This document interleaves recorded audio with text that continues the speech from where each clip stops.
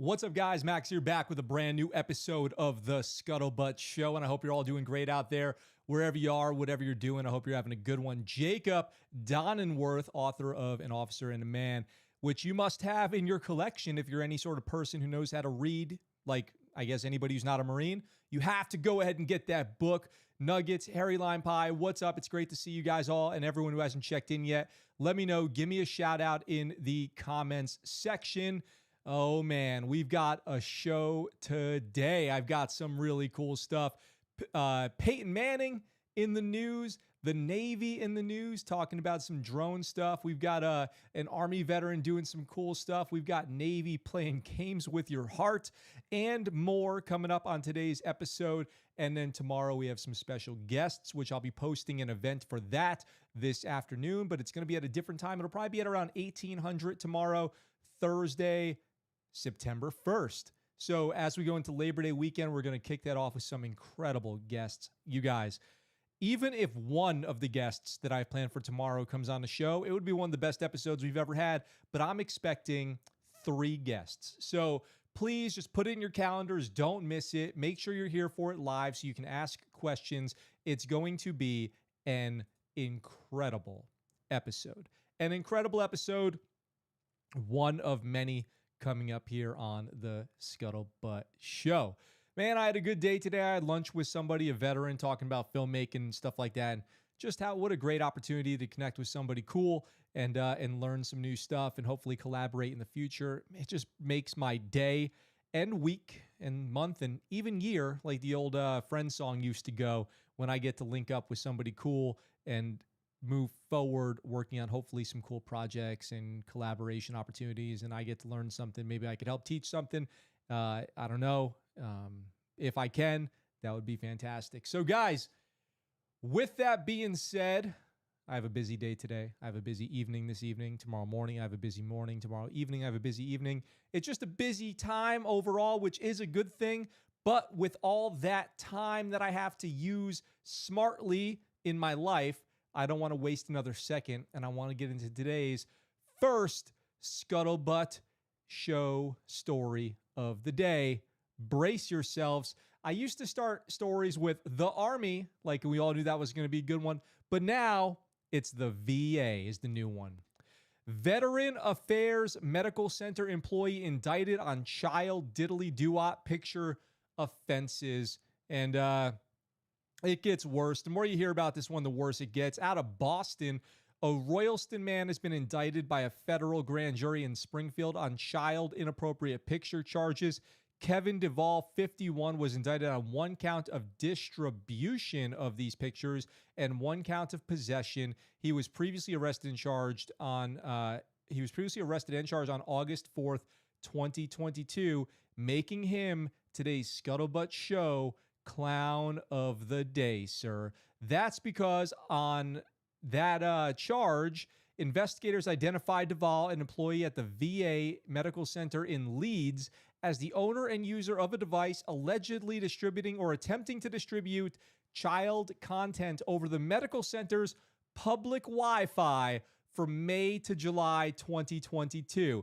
The indictment further alleges that following a search of his residence on August 4th, Duvall possessed child content that involved a young enough child to be described as prepubescent and a minor who had not attained 12 years of age. And those are the people taking care of your health care at the VA. Oh my goodness gracious. And you know, when you go to log into those medical center public place Wi-Fis, they make you sign the waiver. Hey, you know that you're on a public Wi-Fi, right? And that this content's monitored by the government. And you go, yeah, of course, accept. Connect me. Give me the broadband. Give me the broadest band. I need to get these pictures disseminated ASAP. Oh my gosh. The charge of distribution provides a mandatory minimum sentence of 5 years, but up to 20, hopefully always up to, the maximum, and 5 years of supervised release and a fine of up to $250K. The charge of possession could attain a sentence of up to 20 more years and 5 years supervised release and another $250,000 fine. Those sentences will be imposed by a federal district court judge based upon sentencing guidelines after the results of his criminal case. U.S. Attorney Rachel Rollins, which is just a cool name, Rachel Rollins on the case, I hear my dog barking in the background now. Rachel Rollins on the case, and Christopher Algieri, special agent in charge of U.S. Department of Veteran Affairs Office of the Inspector General, Northeast Field Office, made the announcement. Significant assistance was provided by the Leeds VA Medical Center police. So that's good that they have their own police over there. They must have a lot of crime at the Leeds Medical Center, need their own police.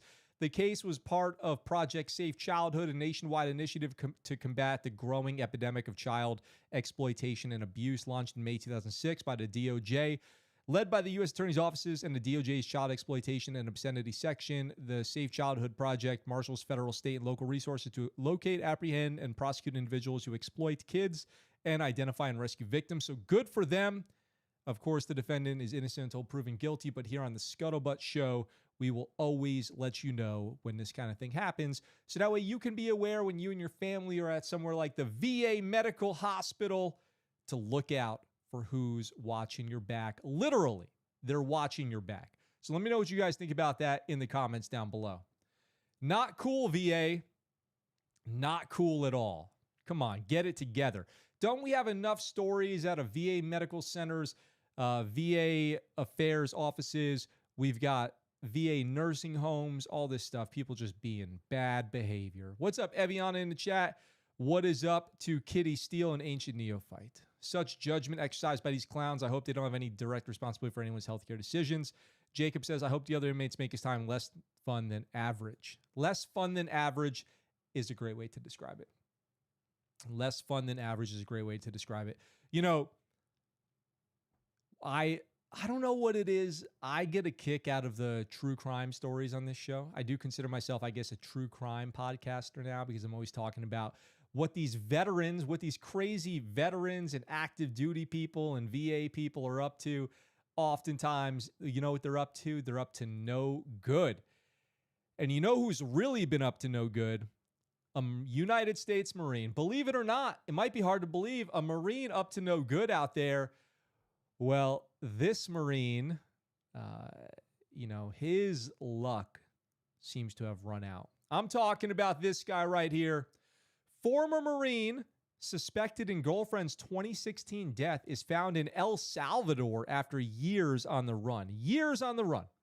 Raymond Samuel McLeod, I think it's probably pronounced McLeod, but McLeod was I'm going to say his name wrong because he's charged with a heinous crime. Was placed on the U.S. Marshal Service 15 most wanted fugitives list after the death of his girlfriend, Crystal Mitchell. So apparently, more than 6 years after his girlfriend was found dead in their San Diego apartment, he's been taken into custody in El Salvador. U.S. and Salvadoran authorities arrested Raymond Samuel McLeod, 38 years old, of Phoenix at around 4:30 p.m., an agency spokesperson said. Authorities got a tip that he was teaching English in Sonsonate, a city in the southwestern part of the country. Teaching English. Words like hide, run, police. Words like that, I'm sure. And here's his wanted photo. He has a stupid look on his face. And worst of all maybe in this entire thing is it appears this man might have a man bun. McLeod, when he was taken into custody, appears to have a man bun. His hair is tied up into a knot in the back of his head, which is fine as long as you're not a criminal. I don't care how you get your hair caught, but if you're going to rock a flashy haircut like that, like a man bun, then you'd better not also be on the FBI's most wanted list, because that's foolish, of course.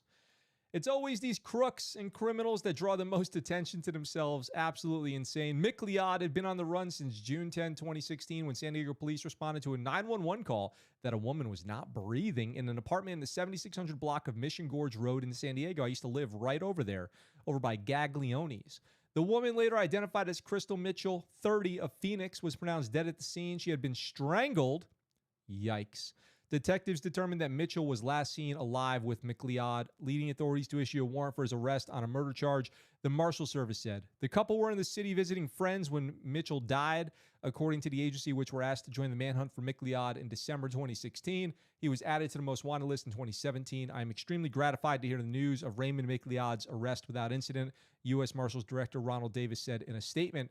So if you're going to do the crime, Don't do the do. Don't get the man bun and go out there and probably have a popular Instagram page down in El Salvador where you post pics of yourself at the gym. I assume is what this guy is doing, since his wanted poster picture is him pretty much doing duck face too. But I would describe this guy with a different consonant than a D when I'm saying duck face, if you guys know what I mean. If you guys know what I mean. When he's out there suspected, and when you run and hide in El Salvador, you certainly seem guilty of, doing that to a young lady. Not cool, man. Absolutely not cool. Let me know what you guys think about that in the comment section. That's where your thoughts go. That's where they live, in the comment section. That's where all the best conversations and dialogues happen. Nugget says, that's a record in years. Glad he was caught on the run with a hairstyle. Lock him up and toss the key. With those locks or looks, he deserves to be locked up. Those looks need to be locked up. Yeah, man, it's crazy. These people are out there doing that kind of stuff, and finally they get busted. You can run, and you can run, but you can't hide. That's as the old saying goes. You gotta know, when it must be tough to live with yourself too. I imagine you're living in constant fear. That's its own kind of punishment, isn't it? Unless some people are just totally, out of control, egomaniacs. They can't even tell. They don't even feel like they've done anything wrong. They're just like, she deserved it. I'll just live in El Salvador. I'll teach English. I'll do my hair. I'll get my hair styled. Not cool. Not one bit. I wonder who tipped him off. I wonder who gave him a tip. I wonder who. I wonder if it was a friend, somebody in El Salvador, a family member who heard that's where he was living, something like that. Who knows? I'll tell you guys, I was having a conversation with a dear friend of mine about a helicopter crash. And I've known people who have perished in helicopter crashes. And those are always sad. And when I used to be a helicopter maintainer working on aircraft for the naval aviation H-60 Sierras, I would be paranoid. I mean, it's honestly terrifying to know that the lives of everyone on that helicopter are depending on you doing a good job tightening screws and doing inspections. It's quite stressful. As a young person, 21 years old, and you're telling people, hey, I promise, I give you my word that I've done everything I can. We've all done everything we can. That aircraft is safe to fly. You're safe. And then they say, Roger that. I've got kids, I've got a wife or a husband, and I trust you that that's safe. I'm going to go fly it now. I'm going to go fly it, get in the back seat and fly it. And you're like, okay, cool. When something happens, when there's an incident, anytime that there's even one little thing, you find a piece of, let's just say gear adrift within an aircraft that's not supposed to be there, or, you find some maintenance has been done incorrectly. Wow, does that ever shake you? That really shakes your confidence. And it's hard to have that happen and look somebody right in the eye again and go, well, now I promise it's safe. It's like the coast is clear in pitch black, and he gets up and he gets like attacked by a thing. He goes, it looked clear. You really lose your confidence, especially, you can imagine if you put your safety into the integrity of that aircraft. You're a pilot, an air crewman, somebody who frequently flies on aircraft. It must be pretty scary, right? Well, imagine you're a pilot, air crewman, maintainer, and you hear this. Army grounds its entire Chinook fleet over engine fire risk. So the Army's saying no Chinooks in the Army can fly because too many engines have been catching on fire. That's always makes you feel good. The Army has grounded its entire fleet of CH-47 Chinook helicopters while it works to fix fuel leaks that caused an unspecified number of engine fires. The Army said it was grounding 400 aircraft out of an abundance of caution, stressing that no deaths or injuries resulted from the fires. A fire in an engine of an aircraft, it can look like a few things. There can be an internal fire and flames and smoke start billowing out of the exhaust. There can be an external fire, like fuel is leaking out and catching on fire, and then you see flames bursting out of the compartment that the engine is stored in. But it's very, very scary to say the least. The Army has identified the root cause of fuel leaks that caused a small number of engine fires among an isolated number of H-47 helicopters and is implementing corrective measures to resolve the issue. The safety of our soldiers is the Army's top priority, and we will ensure the aircraft remain safe and airworthy. So if you or someone you know works in aviation, it's going to go a little bit something like this. The crew is going to work pretty tirelessly to come up with, the man hours needed to fix all these aircraft. Then the pilots and aircrew are going to look at them and go, hey, I know all of these engines were leaking fuel like yesterday. Are we safe? And then somebody's going to look at them and go, it's fine. It's fine. Okay, but yesterday they were all catching fire, right? Yes, sir, they were. All right, but now we're safe? Totally. How old are you again? 19. All right, well, here we go. The statement did suggest that some Chinooks could be back in the air shortly. 70 helicopters are believed to have a faulty part that's been connected with the problem. And this is it's not common, but it's common enough that there are procedures in place in the Navy where if you detect a part may be faulty, you can submit a report that goes up to the highest levels of naval aviation and can immediately send messages out to all squadrons using that part and say, hey, immediately stop flying. Do not use this part anymore until further notice. Something like that. That's a whole process built into naval aviation, which does, of course, also affect Marine Corps aviation because they follow the policies of naval aviation. Based on the results of our investigation, some aircraft may not require corrective measures and may soon return to normal flight operations. That could imply that, like, let's say they detected that a certain number of serial numbers, like all of these parts produced between January and April of a certain year are bad or something like that. The issue that prompted the grounding stems from an engine part known as an O-ring. I'm pretty sure you don't have to go through the trouble of telling everyone an engine part's known as an O-ring. I'm pretty sure most people know what an O-ring is. A statement from Honeywell International said that, which manufactures the engine of the Boeing-made Chinook, O-rings are used to create a seal between engine parts to prevent leaks. Really important.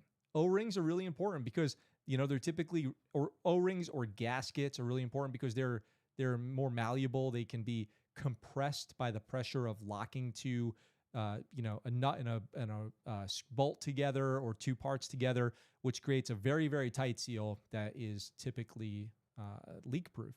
While investigating incidents involving Chinooks, Honeywell and the Army discovered that O-rings were not meeting Honeywell design specifications and were installed in the engines during routine maintenance, according to the contractor. The faulty O-rings weren't made by Honeywell. Just fix it. I don't care whose fault it is. It is believed that these suspect O-rings have been identified and isolated. Imagine being a suspicious O-ring. Oh, that O-ring looks suspicious, and the O-ring's like, not me, boss. Not me. Hey, I think that O-ring's looking pretty suspicious. I am not a suspicious O-ring. Nothing to see here. I don't know, O-ring. I don't know. That's why, you might as well call that the OJ O-ring, if you know what I mean. I don't know. Did that make any sense? Was that funny? The grounding of the Chinook fleet is the latest in a string of major aircraft issues. So the Air Force Special Operations Command grounded all of their Ospreys a few months ago, and the Marine Corps then was like, our Ospreys are fine. And that's related to an issue with the clutch, and Ospreys are notoriously dangerous. So I remember seeing that thinking, couldn't you give people the peace of mind and just say, hey, we're going to ground our Ospreys for 2 days and just do a check on our parts to make sure we don't have those clutches, because all the aircraft logbooks should reflect what parts are installed on what things, and they might be able to go through the paperwork and go, oh, we don't have those clutches. But why not, just so everyone feels a little bit better, we're going to manually go in there, we're going to stand down, manually go in there, check every part, make sure that we're good. Wouldn't that just be better for the service members and their families? Wouldn't that be an abundance of caution? But that's none of my business. Good luck out there, Army. I hope you get your Chinooks back in the air soon, and let me know what you guys think about that one as well. Curious, always curious. Have you ever worked on, I've flown in a Chinook, an Army Chinook. Oh man, always scary to get into an aircraft. Terry Line Pie called it bad O-rings. Jacob Donowar says bureaucracy to the rescue. Oh my God, yeah.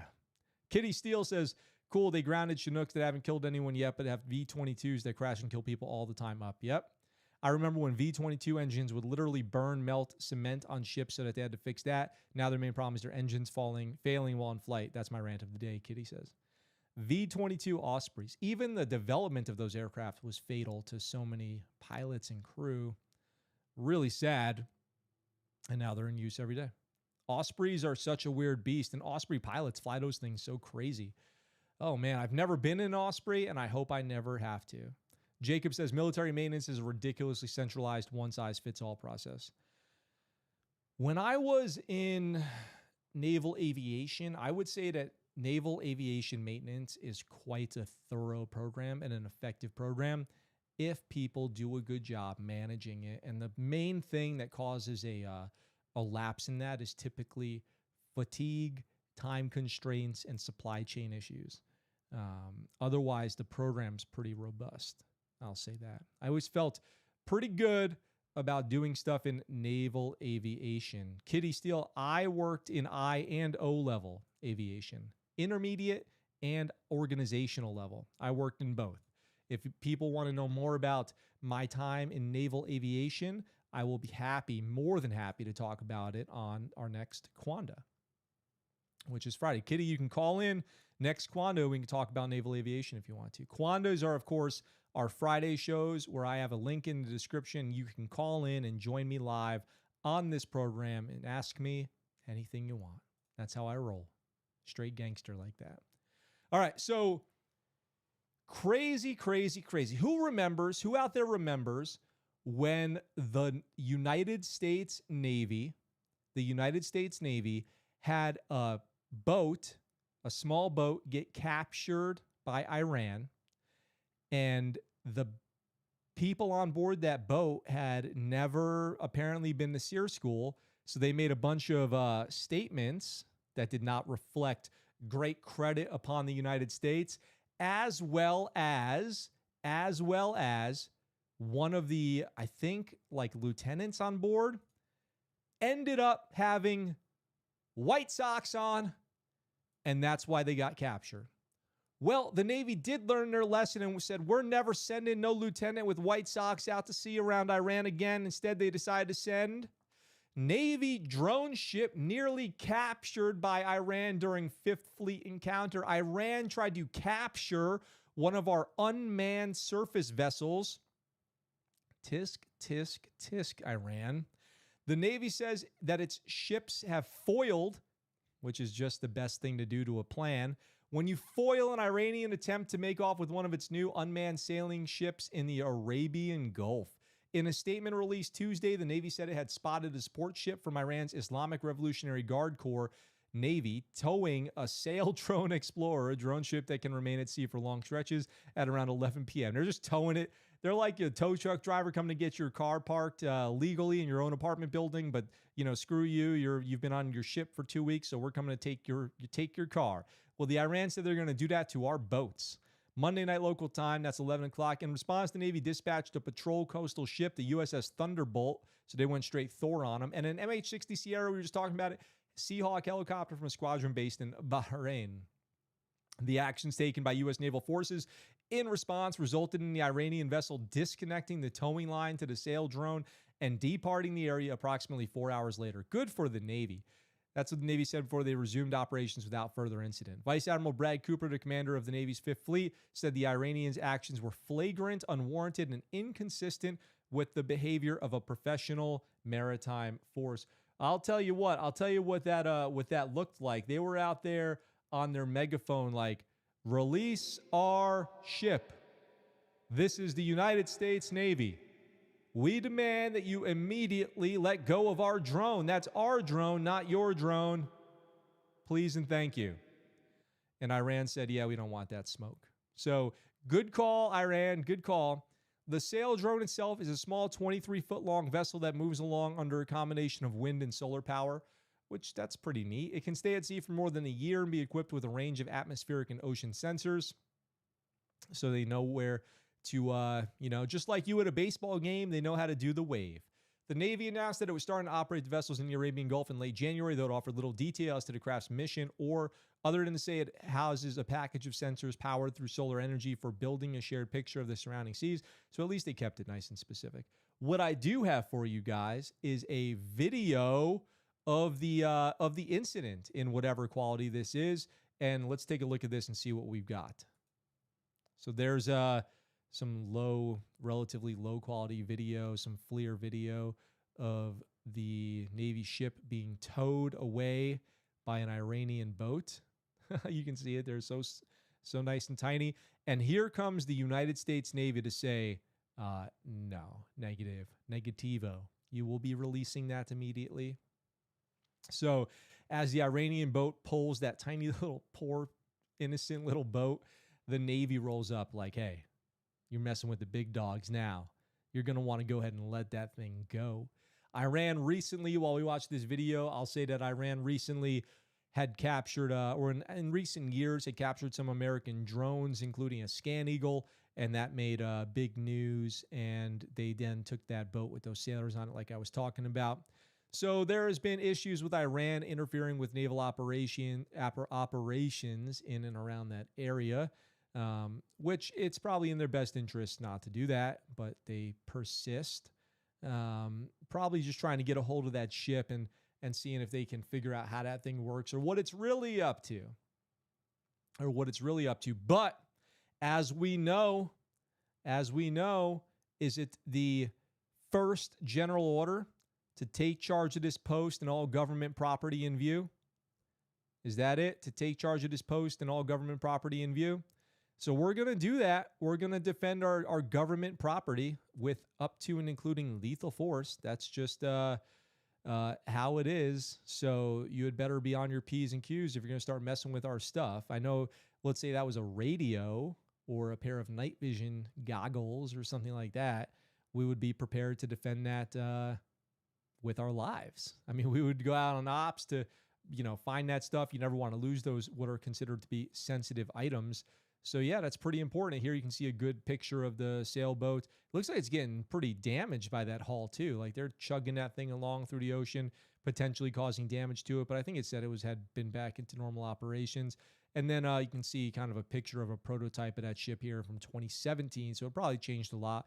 But I can't believe that little dinghy out there being powered by the sun and the wind can stay out to sea doing its thing for a year. How interesting and curious that we have those patrolling the seas now.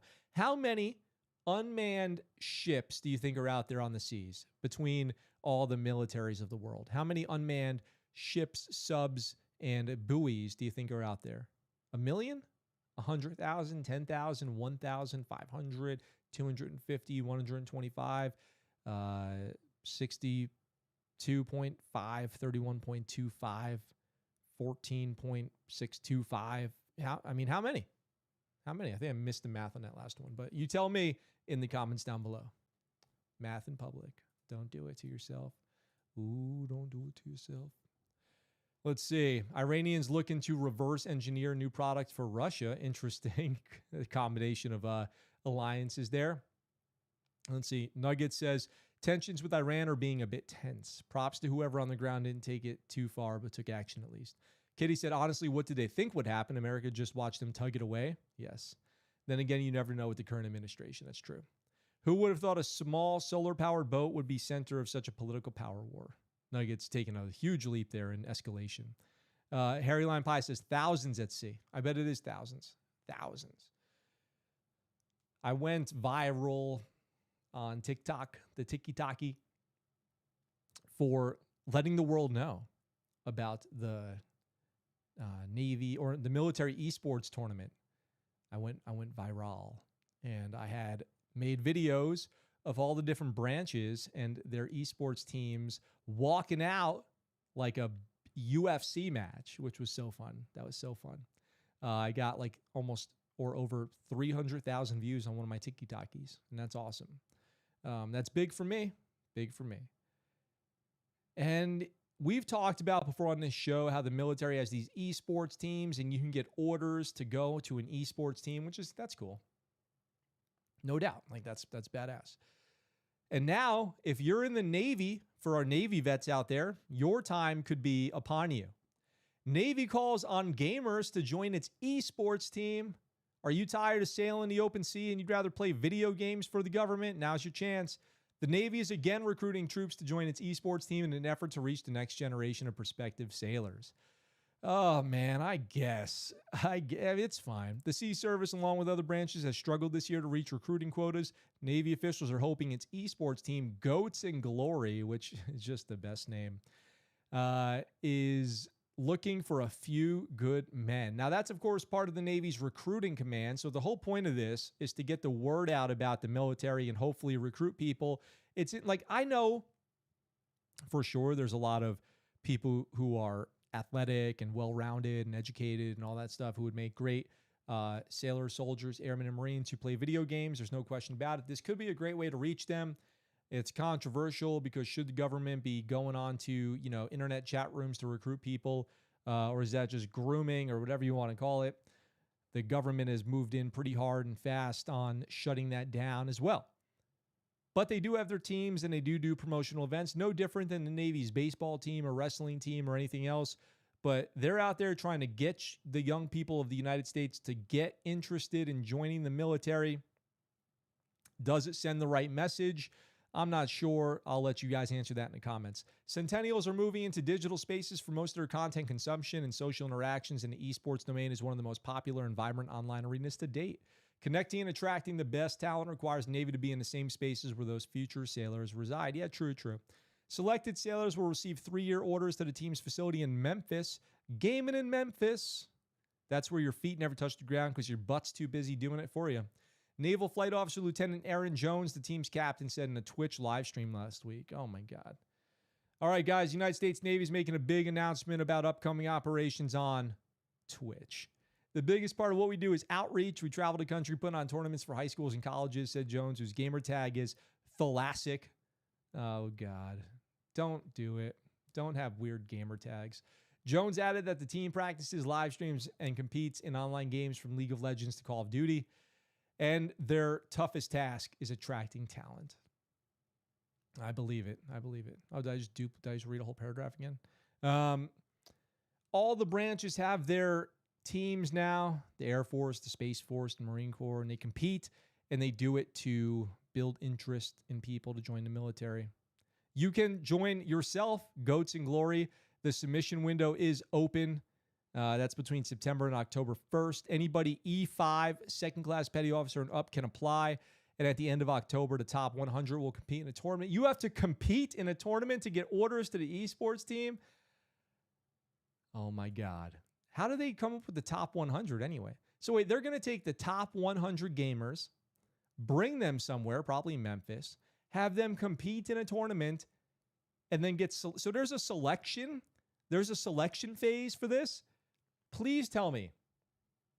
Please, God. Please, Neptune, King Neptune, and Poseidon. Please tell me that there's a part in that selection process where all the sailors have to wake up in the morning and do PT and be within weight standards before they can join the team. Please tell me. Please tell me that to join Goats in Glory, you have to have passed your last 3 PT tests, not be on any waivers, and be able to currently pass PT test and weight test. Please tell me. I know the answer already in my heart. But you guys let me know what you think in the comments down below. Brutal. I know the answer. I know the answer to that question. The answer is, of course not. Of course they don't. Of course they don't. Yeah. They probably don't. Gamer buds. Yeah, gamer buds. That's right. Oh my God, League of Legends. Man, the Navy's going too far. I don't think I'd want a League of Legends player to watch my back in combat at sea, Nugget says. Kitty says they are desperate for recruits. Yeah, they are. That's true. The Army's going to miss its recruiting goal by, 10,000 people this year? I was just reading. Nobody's joining. No wonder why. I mean, we talk about stuff every day on this show that makes you 100% aware of why people would not want to join. Horrible policies, horrible leadership, not taking care of your people, crime in the Army. You got to watch out for your battle buddy. You're far more likely to be killed by your battle buddy in the Army right now than you are by any enemy. That's for sure. Yeah. Poisoning the water in Hawaii, poisoning the water everywhere. Bases are unsafe. Facilities are moldy, and nobody taking any accountability. That's why we need gentlemen like Stu Scheller to come in and speak his truth, which, I say sort of facetiously, but also, sort of seriously. His book, Crisis of Command, comes out September 6th, which is next week. I've read it. It's awesome. You need to pick up your copy. He will be coming back on this show soon. We just need to figure out when, and I will bring you guys all the info about what he's doing. He's on a good path. Somebody else who's on a good path, somebody who's a bit of a hometown hero today. I want to bring this story to you. A couple feel-good stories to end the day today, and we might get out of here a little bit early because it's just that kind of day. Get you guys out of here a little early on this Wednesday and be back tomorrow with an awesome interview episode with some great, I'm punching way up tomorrow with the live guest that we have. So let me bring this story to you and hopefully another one and get you guys out of here feeling really good, unlike yesterday. This Army veteran learned to love wine while stationed in Europe, and now she's running her own tasting shop in Virginia Beach. For all my sailors, soldiers, airmen, Marines, space guardians out there on the East Coast, Tamara Hogard stood behind a wooden bar this August afternoon, prepping for a party of 18 that would arrive at 4. Sunshine bounced off the blue-painted walls in her new shop, Tamara's Wine and Gourmet Shop at the corner of Virginia Beach Boulevard and Newton Road. The large sign, Tastings, spread across the wall. A rhythm and blues song filled the air, matching the mood of the Good Vibes neon sign displayed for Instagram photos. Her shop has been in the making for a long time. So this is an Army veteran, retired, 20-year career, who is now opening a little wine tasting shop. Too good. Can't beat that out there in Virginia Beach. Virginia Beach needs to be classed up a little bit, so this is good news. Hogard was first introduced to wine when the Army stationed her in Belgium in 2001. She noticed that Europeans drank it often, like breakfast, lunch, and dinner. I'll tell you what, like every meal, it goes on to say. She didn't care for the taste of wine, nor did she know anything about it. I felt out of place, the veteran said, and I didn't like that feeling. That's when she set out to learn more about wine. She said, I never want to feel that way again. So she became a little bit of a wine connoisseur. As her knowledge grew, so did her admiration for the grapes. During her exploration, she encountered people who didn't drink wine. Shocking. She started dreaming of being in the industry, and her goal was to teach others how to consume wine and expand their palate.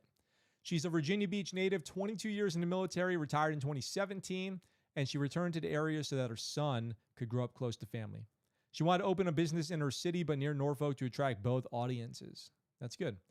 Her initial plan was to become a winemaker, but that idea is on hold, so she's just starting with a tasting room, putting her best wine and food pairings out there for you. Tamara's has been open since April. Most of the products are imported from countries such as Italy, France, and Germany. She stores them on 7 bookshelves on one side of the room and hopes to add Virginia wines at some point. American wines are good too. Go check out the movie Bottle Shock and see how California beat France in a wine competition back in the day. Great movie. I teach you how to assess the wine, Hogard said, who is certified by the Wine and Spirit Education Trust, WSET, in the UK. That's good. Get certified. Her customers tend to want sweet wines, such as the Reggae Margarita wine cocktail. Oh, that sounds delicious. She feels as though the tastings are paying off because she sees customers discovering dry red and white wines that they like. They buy it and they come back and buy it again. I'll tell you, the pathway to enjoying wine starts with the sweet. Starts with the Moscato, the Rieslings. And then as you acquire the taste for wine and you go, hey, this isn't bad. This doesn't hurt. You can go into the reds, the drier ones, the ports for dessert, pair with some chocolate. She says, when you come in, I want you to feel like you're amongst family. So if you're out there in Virginia, please go check out Tamara's and check out the wine and snack pairings that she has to offer. Tell her the Scuttlebutt Show sent you and support a cool Army veteran, retired, doing their thing, certified in wine tasting. Get your notes, write down your palate preferences, and maybe grab a bottle. Enjoy. And congratulations out there to a cool vet in Virginia Beach, trying to class up the place, trying to church it up a little bit. Good job. Bravo, Zulu. What do you guys think? Who out there drinks some wine? Who out there enjoys a glass of red with dinner? Let me know. Nugget says, releasing a book. I got to get it about Stu Scheller. Yep. I'm going to buy the blank out of that, Jacob says. Hell yeah. Kitty Steele, I love hearing success stories after people get out of the military. Me too. 1 gram of Sam says, I'd love some red wine. Oh, yeah. Eviana, Max, do you have a favorite wine you can suggest? Oh, my gosh. I'll tell you guys what. That's a great opportunity for me to plug Paso Robles. Paso Robles, California makes incredible wines. And actually, there's a whole episode of the Scuttlebutt Show up in a winery in Paso Robles. Oh my God, the name, I'm blanking on the name right now, but the vintner was an old Navy pilot who fought in Vietnam, and he is epic. And oh my God, what is the name of that winery? I will refine that for you and bring it back on tomorrow's episode.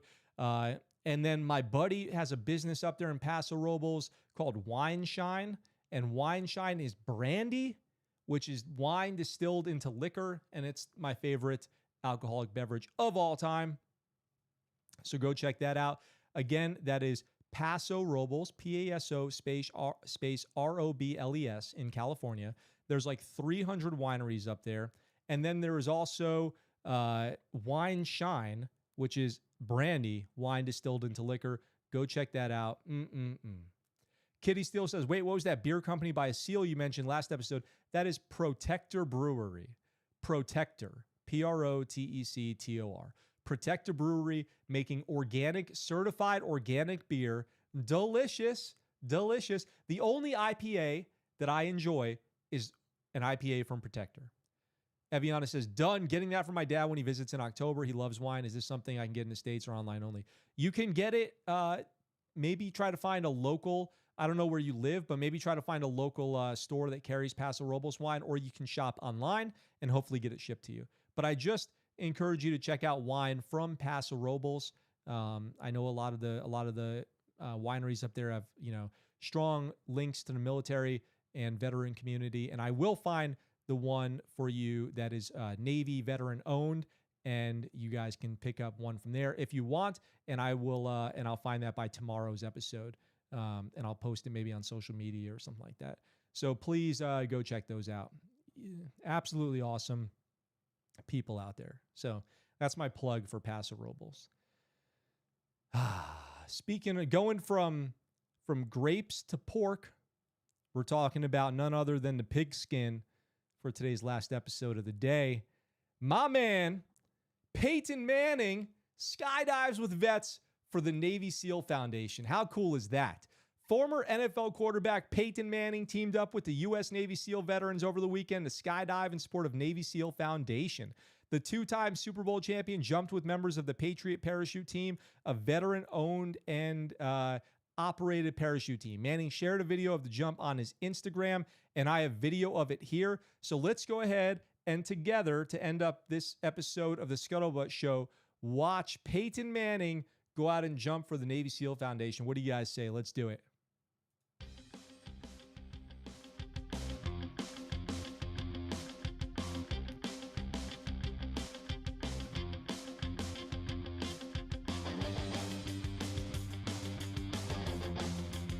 That music is fire. All right, Peyton, what are we doing today? Well, we're about to jump out of a plane. I'm honored to be here in support of the Navy SEALs Foundation. I feel like I got some great teammates here, so my first time, I'm a little nervous, but I feel like I'm with some, I know I'm with some real pros in this, some real experienced guys, so I know I'm in good hands, and I'm fired up. Awesome. Well, thanks for jumping with the Patriot Parachute Team in support of the Navy SEAL Foundation. Thank you. Thanks for having me.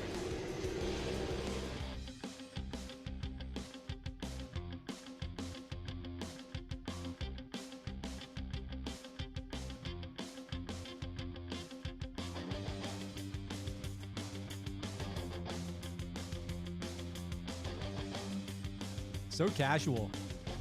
Just sunglasses and t-shirts. That's so cool. That's where it gets real, when you're hanging out the side of the plane. That's when skydiving, that's when it hits you. You're sitting there at the door like, oh my God, we're really about to do this. I can feel it from my skydiving experiences. I can feel that exhilaration right now. There he goes. He's at the door. Peyton Manning's at the door, folks, and he's out of the plane. Oh, let's go. Let's go, Peyton. That's awesome. Fist bumping. Free falling. Wonder if that's his first time.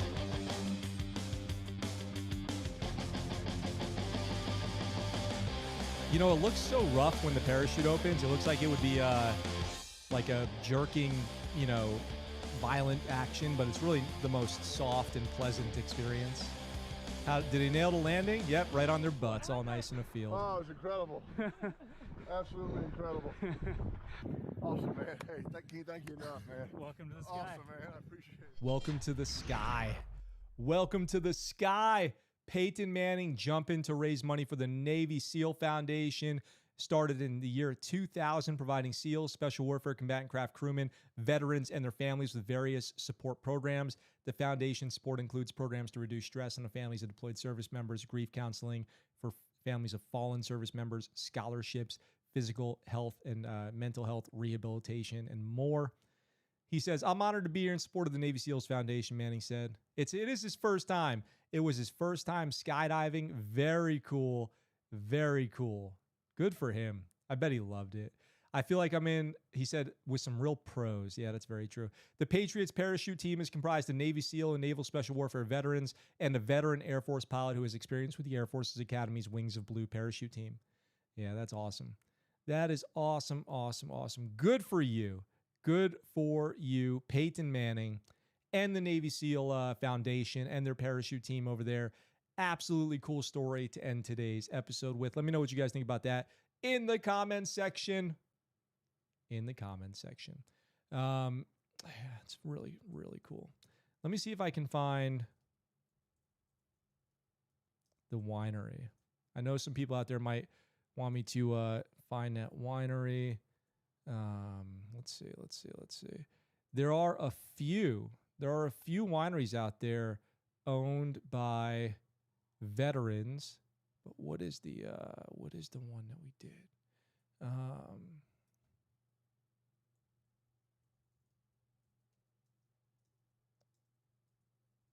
I'm looking it up on Googling right now. I feel terrible because I know another one up there called Volatus, but that's not the one that I'm trying to tell you guys about. So, oh man, what is it? I'll have to find it. I'll have to find it and tell you guys another time. I can't quite find it right now. So I'll find it. I'll bring it to you guys. If you want to support that cool winery up there, then absolutely, I'll bring it to you so you can find it out. MC, what is up? Great to see you. Let's see. Eviana, please let me know what Navy veteran wine is. Yes. My father was in the Navy, so yay. That's awesome. Justin, if you got a slider on it smooth. What's up, Justin? Great to see you. Great show to wrap up the night. One-on-one will shake your teeth. Land on your butt, no broken leg. Yeah, some skydiving experience people out there. That's awesome. I had a great time skydiving. The times that I did it were all really fun. I always did tandem. I never did my own, but maybe I would. I don't know. I'm older now. Maybe I don't know if I would or not. I feel like I've survived so much dumb stuff that do I really want to put myself at risk anymore in my life? I don't know. I'm a pretty wild dude, so maybe. All right, guys. With all that being said, thank you for joining me today for this very special episode of Scuttlebutt Show. And please stay tuned because tomorrow is going to be a big one. This evening, I'll be posting an event so you guys can set a reminder for it. But don't miss it. It's probably going to be at 1800 Pacific tomorrow, Thursday, September 1st. Don't miss it. I'm telling you, it's going to be amazing. That brings us to the end of today's episode. Thank you for joining me. I really appreciate you guys being here. Absolutely a fun episode. I will talk to you all very soon. For now, folks, that's the Scuttlebutt. What you just said is one of the most insanely idiotic things I have ever heard. At no point in your rambling, incoherent response were you even close to anything that could be considered a rational thought. Everyone in this room is now dumber for having listened to it. I award you no points, and may God have mercy on your soul.